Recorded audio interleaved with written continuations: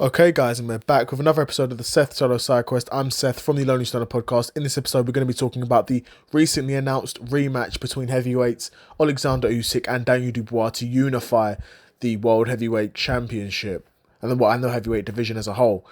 Of course, these two have fought before. Usyk got the victory there, where there was somewhat mild in controversy, where Daniel Dubois hit Usyk with what was ruled as a low blow, but arguably was a body shot, and that shot dropped Usyk and then resulted in Usyk having up to 4 minutes to recover, and then recovering and going on to win that fight. And it was somewhat competitive because of that shot, but as a whole, Usyk was beating Daniel Dubois. Usyk is a far better boxer than Daniel Dubois and can outbox Daniel Dubois, has outboxed Daniel Dubois, and when they rematch, my money personally is on the same thing to happen. Alexander Usyk to outbox Daniel Dubois once again. Of course, you'd be remiss to discount Daniel Dubois' punching power. You'd be crazy to do that. This guy just knocked out AJ, and throughout his career has always been regarded as a very good puncher, very big puncher, quite athletic as well.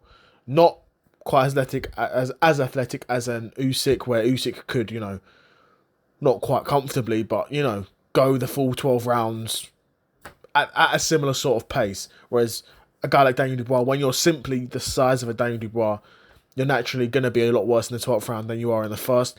That being said, I don't doubt that Daniel Dubois is capable of going the 12 rounds. He's done it many times in his career before. But, like I said, unless Daniel Dubois can catch Usyk with a big shot, which he could potentially do, Usyk's not untouchable, but it's going to take a lot to land on Usyk, and I don't know if Daniel Dubois is a good enough boxer to, set those kind of traps. Because that's what it's going to take, If you just throw something out there, like a Deontay Wilder may have done, you're not going to touch Usyk. He's going to have you missing all day long until he decides to stop you. And Daniel Dubois got more technique than a Deontay Wilder, so he's got that going for him. But it's going to, look at it. You look at Tyson Fury, who's arguably one of the smartest boxers and highest boxing IQ guys we've had in recent years, and Usyk was able to outbox him.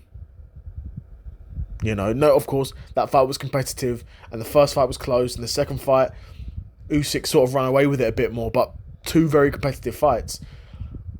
Obviously, with Tyson Fury, it's a bit different because you don't have the power aspect, but you've got more of the boxing IQ.